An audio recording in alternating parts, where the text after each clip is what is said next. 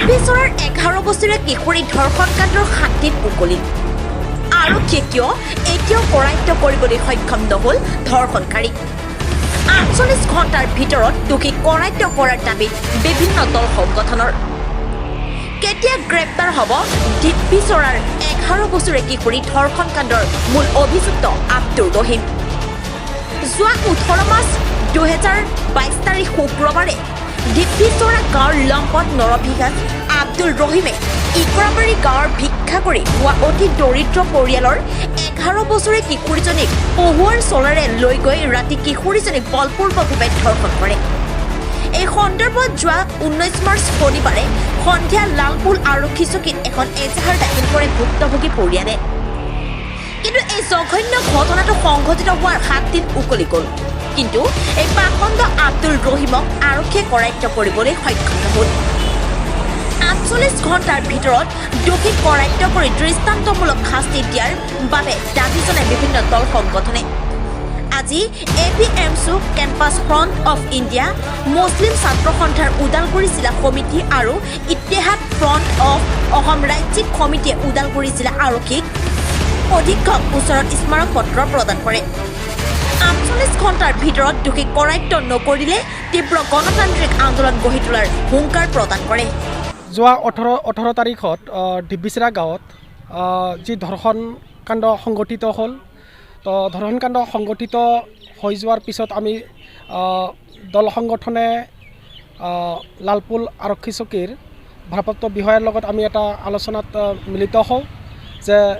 অতি কম সময়ৰ ভিতৰত কালপিতজনক কৰায়ত্ব কৰাৰ কাৰণে আমি দাবী উত্থাপন কৰিছিলোঁ কিন্তু অতি দুখ আৰু পৰিতাপৰ বিষয় আজি কেইবাদিনো উকলি যোৱাৰ পিছত আজিলৈকে সেই ধৰ্ষণকাৰীক ওদালগুৰি জিলা প্ৰশাসনে কৰায়ত্ব কৰিব নোৱাৰিলে সেয়েহে আমি আজি সদৌ BTC সংখ্যালঘু ছাত্ৰ সন্থা APMSU ওদালগুৰি জিলা সমিতি তথা Etihad front of India Assam ৰাজ্যিক সমিতি CFI ওদালগুৰি জিলা সমিতি মোচা ওদালগুৰি জিলা সমিতি আমি বিভিন্ন দল সংগঠনে এক সজাতি দল আজি আমি ওদালগুৰি আৰক্ষীক অধীক্ষক মহোদয়ৰ লগত আমি এক স্মাৰক পত্ৰৰ জৰিয়তে অতি কম সময়ৰ ভিতৰত সেই ধৰ্ষণকাৰীক কৰায়ত্ব কৰি কঠোৰৰ পৰা কঠোৰতম শাস্তি দিয়াৰ কাৰণে আমি দাবী উত্থাপন কৰিছোঁ আৰু অন্যথাই আমি তীব্ৰতৰ গণতান্ত্ৰিক আন্দোলনৰ বাবে আমি প্ৰস্তুত আছোঁ অতি কম সময়ৰ ভিতৰত যাতে দোষীক কৰায়ত্ব কৰি জেল হাজতলৈ প্ৰেৰণ কৰে তাৰে আমি দাবী উত্থাপন কৰিছোঁ 7 দিন এজন তেনেকুৱা এটা অপৰাধীক 7 দিন মুকলি আকাশৰ তলত ঘূৰি থকাৰ পিছতো আৰক্ষীয়ে ব্যৱস্থা গ্ৰহণ কৰিব নোৱাৰাটো অতি দুৰ্ভাগ্যজনক কথা গতিকে আজি আমি ইত্তেহাদ ফ্ৰণ্ট APMSU মুছলিম ছাত্ৰ সন্থা আৰু CFIয়ে যৌথভাৱে এক স্মাৰক পত্ৰৰ জৰিয়তে আৰক্ষী অধীক্ষক মহোদয়ক আমি দাবী স্মাৰক পত্ৰৰ জৰিয়তে দাবী উত্থাপন কৰিছোঁ যে 48 ঘণ্টাৰ ভিতৰত অপৰাধীজনক গ্ৰেপ্তাৰ কৰিব লাগে অন্যথা আমি বিভিন্ন দল সংগঠনৰ সহযোগত গণতান্ত্ৰিক আন্দোলন গঢ়ি তুলিবলৈ বাধ্য হ'ম কাৰণ এটা মানৱ সমাজক লজ্জানত কৰা ঘটনাৰ পিছতো আৰক্ষী যিটো ক্ষিপ্ৰতাৰে এই কেছটোৰ তদন্ত কৰিব লাগিছিল আৰু কালপিতজনক গ্ৰেপ্তাৰ কৰিব লাগিছিল তেনেকুৱা ধৰণৰ কোনো ধৰণৰ তৎপৰতা আমি আৰক্ষীৰ দেখা পোৱা নাই এটা প্ৰথম ইয়াতকৈ আৰু লজ্জাজনক হ'ব নোৱাৰে গতিকে 11 বছৰীয়া এটা কিশোৰীক ধৰ্ষণৰ ঘটনাত আজি 7 দিন উকলি গ'ল তাৰপিছতো যদি আৰক্ষীৰ যি ক্ষিপ্ৰতাৰে তদন্ত কৰি বা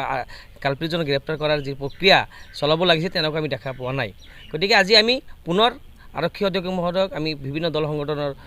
যিটো সজাতি দলে স্মাৰক পত্ৰ দিয়াৰ লগতে আমি দাবী উত্থাপন কৰিব বিচাৰিছোঁ যে অতি শীঘ্ৰে 48 ঘণ্টাৰ ভিতৰত যদি গ্ৰেপ্তাৰ নকৰে তেনেহ'লে আমি গণতান্ত্ৰিক আন্দোলন কৰিবলৈ বাধ্য হ'ম নৰপশুক গ্ৰেপ্তাৰ কৰিবলৈ 7 দিন সময় লাগে অসম আৰক্ষীক যি সময়ত মাননীয় মুখ্যমন্ত্ৰী ডাঙৰীয়াই অসম আৰক্ষীক স্মাৰ্ট পুলিচ গঢ় দিয়াৰ যিটো কথা কৈ আছে তেনে সময়ত যদি এজন নৰপশুক 11 বছৰীয়া কিশোৰীক ধৰ্ষণ কৰা এটা নৰপশুক গ্ৰেপ্তাৰ কৰিবলৈ 7 দিন পাৰ হৈ যোৱাৰ পিছত গ্ৰেপ্তাৰ কৰিব নোৱাৰাটো এটা সন্দেহৰ অৱকাশ নিশ্চয় আছে